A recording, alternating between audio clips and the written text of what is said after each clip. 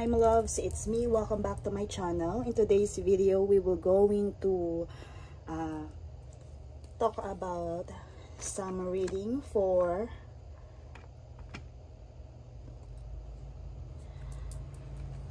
water signs.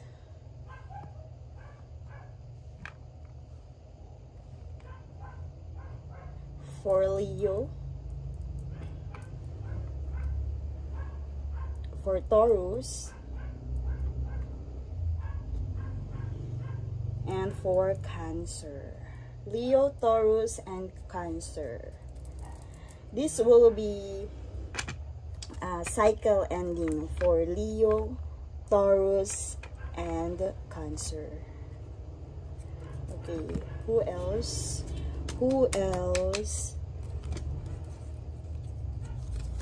By the way, bago tayo mag-start, I would like to thank all of you sa lahat po na nakasupport dito sa channel natin and other social media platform.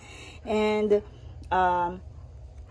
thank you so much po sa lahat po ng mga nakapag-subscribe na po and nakapag-follow sa ating IG account. And sa mga nagtatanong po kung available po ang ating mga smudge stick or yung mga incense po natin, mga pang-cleansing and protection stuff po natin, yes po, available po siya. Marami pa po tayong stock ng ating mugwort smudge stick. O para po sa mga nagtatanong sa mugwort, yes po, yun po yung gamit ko talaga. I'm into mugwort ever since, and yun po talaga yung, kumbaga, ginagamit ko palagi because mugwort is really into a feminine energy. Hindi po siya yung ganun ka-harsh pagdating sa cleansing. Ibig ko po sabihin dun sa harsh is hindi po yung all, kasi po minsan nag-sage po tayo na nag-smudge stick tayo for cleansing, and lahat po na all kinds of energy ay tinatanggal po talaga ng like for example sage. Pero si mugwort po kasi ang tinatanggal po niya is yung pong mga negative energy lang. Kumbaga pinifilter out niya, and hindi siya yung ganun ka-harsh na lahat ay tatanggalin niya. So kung meron pa pong interested, yes po, available po siya sa ating Shopee shop, sa ating naka-display din po siya sa ating IG account. Available po siya sa dalawang size. Meron po tayong super sulit na smudge stick po. Yung pong malaki. Yes po, ano siya. Malaki po siya and really super sulit po siya when it comes to its size. Napakalaki po niya. Kaya mag-avail na po sila. And pag po sa mga nagtatanong, hindi po unlimited ang ating stock. Yes po, nauubos din po siya. And minsan po, because of the season ng ating harvest,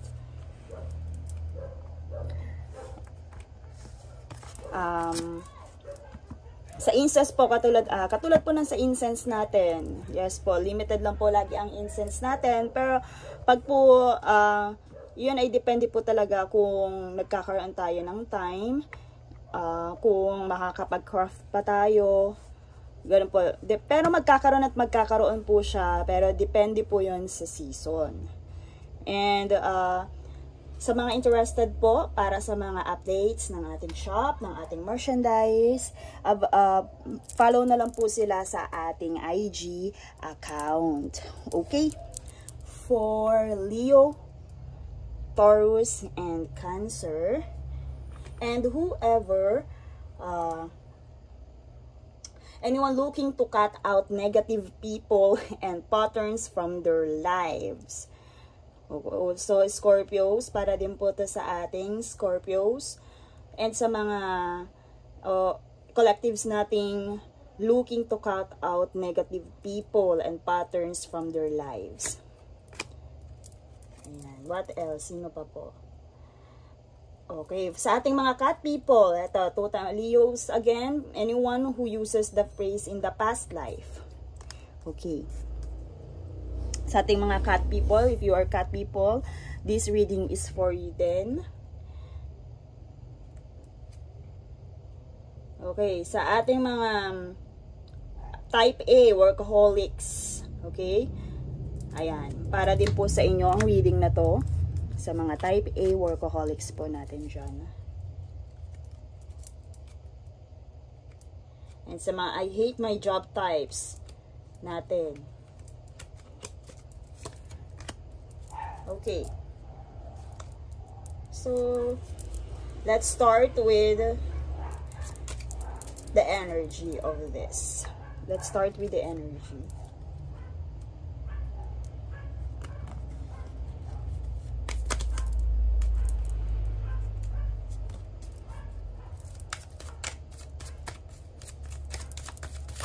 Ano nga ba ang kailangan marinig ni Leo, ni Taurus, and ni Cancer? And to anyone wants to cut out people, okay? The Devil. 9 of Wands.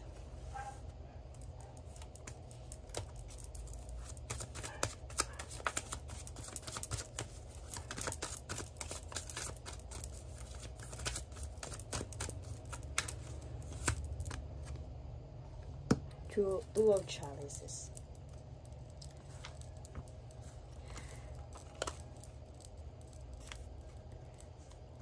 Okay, in this reading, there is someone na talagang, sabi natin, indecisive. Indecisive pagdating dito sa okay, there is someone na indecisive pagdating sa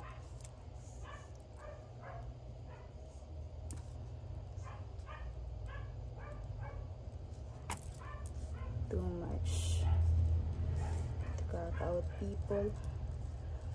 Okay, yeah, there is someone na indecisive. Meron someone na sabi natin very sneaky when it comes to caring. When it comes to offering, sabihin natin na pampering. Okay. Meron someone dito sa ating collectives, ikaw ay kumbaga napapalibutan ng mga taong or you are dealing with someone na hindi totoo sa'yo. When it comes to caring, when it comes to love, kasi nandito ang emotions and andito yung sabi natin fire or yung passion. Fire, love and emotion. Okay. Sa madaling sabi, love and emotion. So dito sa energy na to, you are dealing with someone na hindi totoo sa'yo. Because the devil card is here. The presence of the devil card, nauna agad siya. It jumps in. So, kung ano man yung nararamdaman or ibinibigay, pinapakita sa'yo, yung sabihin nating over-caring. Yan, meron ka mga tao sa paligid mo na nag-over-care, nagpapakita ng care sa'yo, nga sabihin nating over-love, concern, pero may something dito. You are not sure with them. Hindi mo alam kung totoo yun. Dahil nandito si devil. And the Two of Chalices. Someone offering you love. Parang yun yung pinapakita niya. Love and emotion.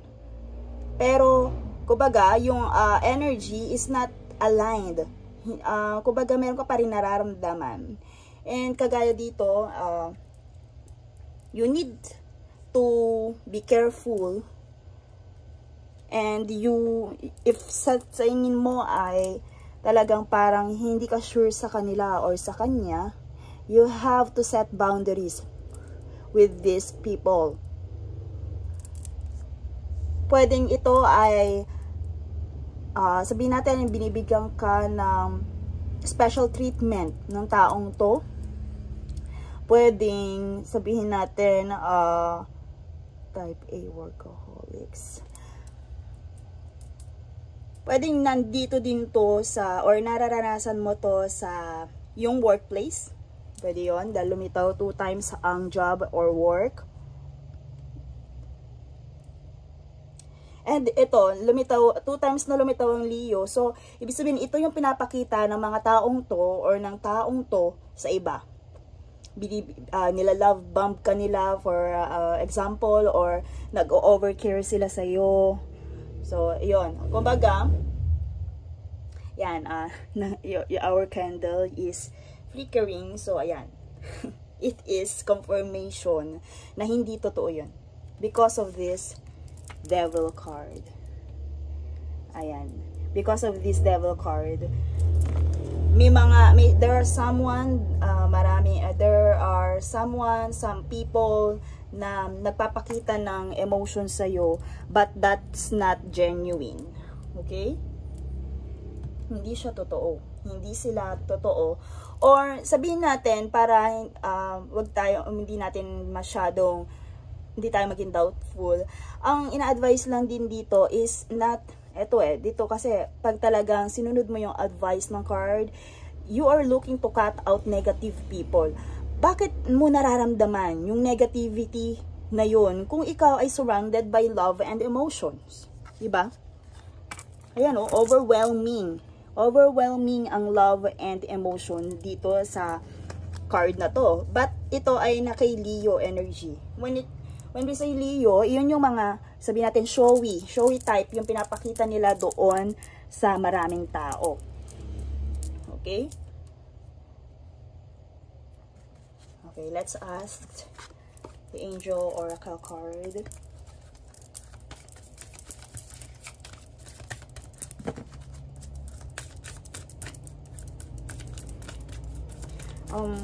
Pwede natin masabi na ito ay mga kaibigan or someone, special someone mo.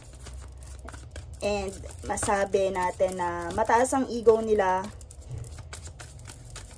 You can also dealing with a narcissist person or people na gusto nilang ipakita sa nakakarami na sila ay loving or caring sa'yo. Okay, ask your angels. If you are in doubt with this people or situation, ask your angels.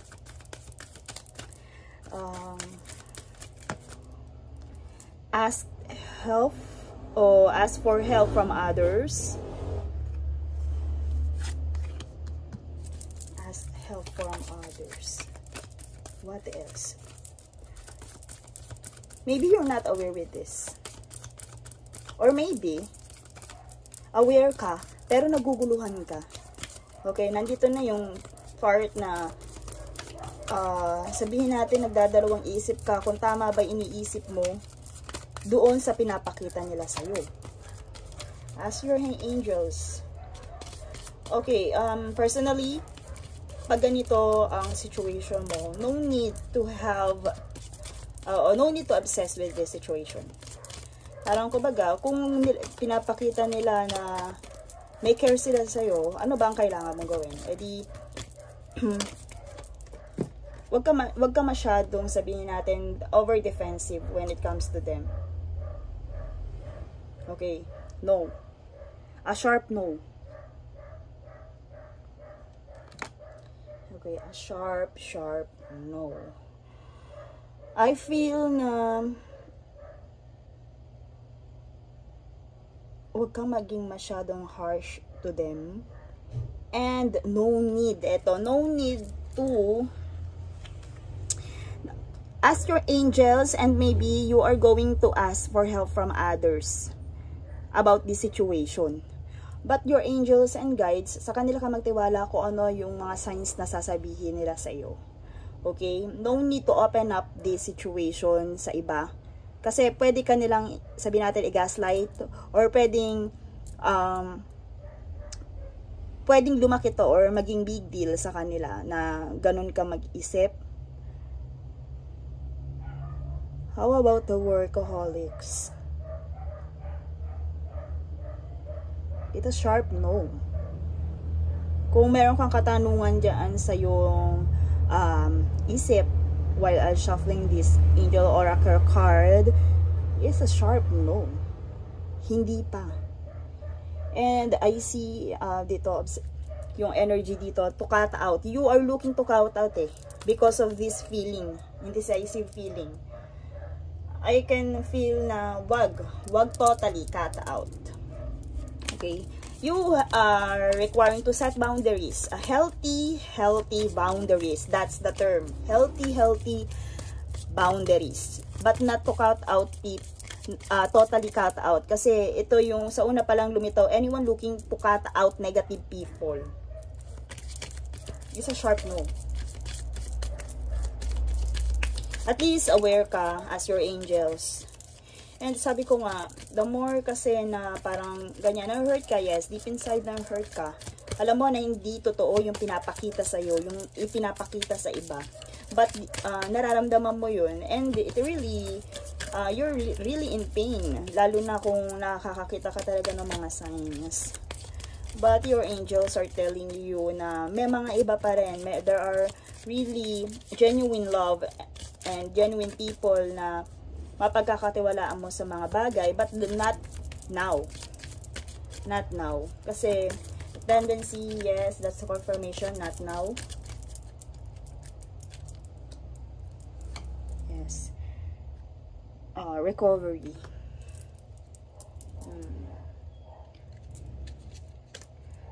Recovery.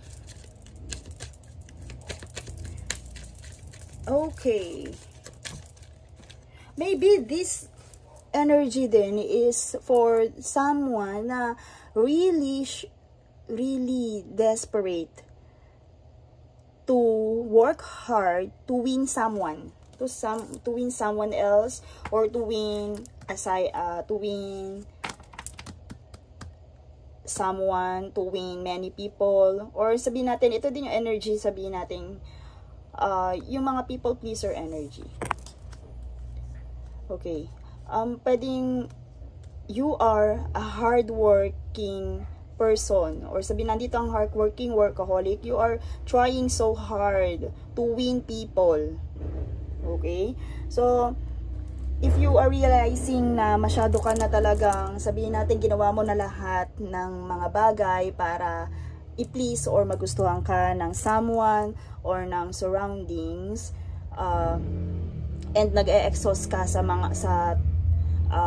situation na yon, your angels are telling you na they are assuring you for recovery. At least na-serve or nakikita mo, nararamdaman mo, or nakita mo yung lesson ng nangyari na yan, na situation. Okay, ito. And this recovery, diba? Sabi nga natin kanina, if you are planning to cut out, pwede din to sa ating collectives. If you are planning to cut out people, negative people in your life, pwedeng lumitaw itong sharp no na to, na huwag muna. May tendency na sabihin natin, bumalik pa kung ikaw ay sabihin natin nawawalan ng feelings, nawawalan ng sabihin natin, nagiging cold towards them because of this. Sabihin natin kung ano man yung mga panglabas na pinapakita nila para lang makita ng ibang tao or masabihan sila ng ibang tao positively towards you. Nandyan ang recovery, kung friendship man yan, situationship and relationship, and reconsider some situations. Kung talagang gustong-gusto mo na silang i-cut out, na mabanish sa kanila o mabanish sila sa'yo sa life mo, reconsider something. So the big advice here, I feel na a healthy boundaries. Yes, past is past. Lumitaw dito ang past.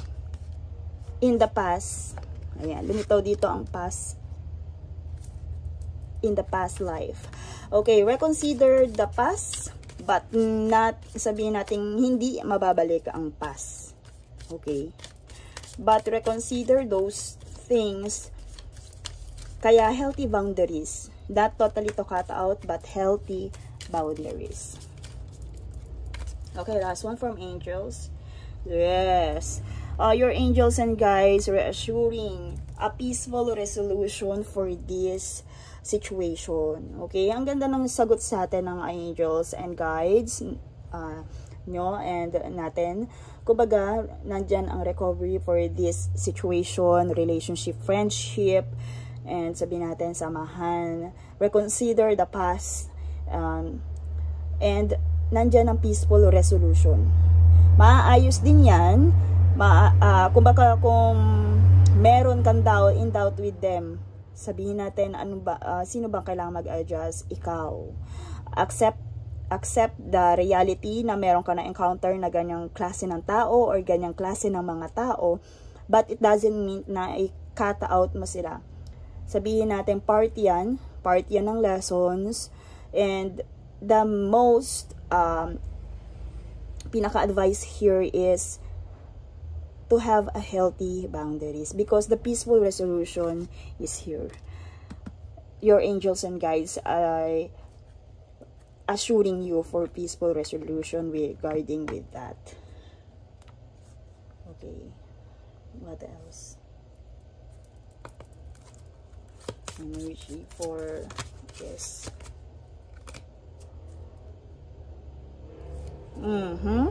There's no need to hurry off or force things to happen. Hindi mo kailangang, hindi mo kailangan na directly, ito nararamdaman mo na hindi totoo sa'yo.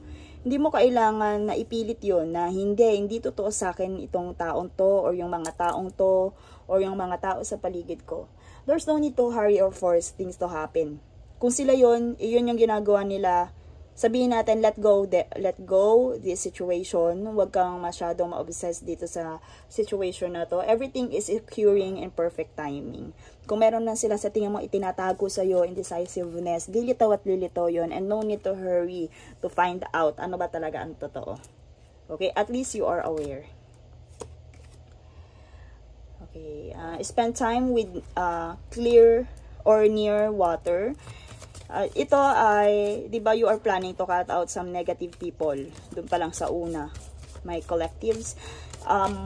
Water is really a powerful cleansing. Maybe your energies needs to clear, but not to cut out. Again, a healthy boundaries for you, my loves. And last energy you needs to resonate regarding with this situation. Yes, it is perfect time for you to start new projects. Okay, new ideas. Sabihin na natin new conditions. Okay, the highlight of this austerity is new conditions. Okay, so masyado kang sabihin natin, umikot yung iyong time dito sa mga taong to or sa taong to. It's time for you to have new conditions. So, ano bang conditions na yun?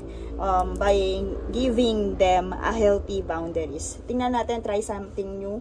And, again, like, katulad ng mga advices dito ng ating angels and guides, there is a peaceful resolution regarding with that. All you have to do now is to work on you. Sabihin natin, new conditions for you. Okay? Just focus on yourself, my loves, and that's all for this reading. Thank you so much for watching, and see you in my next one.